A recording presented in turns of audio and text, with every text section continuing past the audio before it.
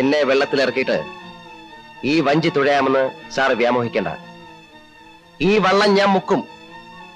20 MLA Mar എന്റെ കയ്യിലാണ്. Sorry, 21 ഭരണകക്ഷി MLA മാർ എന്റെ കയ്യിലാണ്.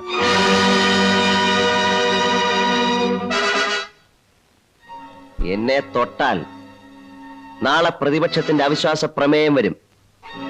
ഈ വള്ളം മുങ്ങും.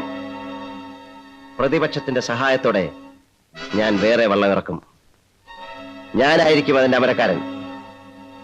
ഞാൻ മുഖ്യമന്ത്രിയായാൽ പിന്നെ നിങ്ങളുടെയൊക്കെ അന്ത്യമായിരിക്കും. എനിക്ക് മേലുകീഴ് നോക്കാനില്ല.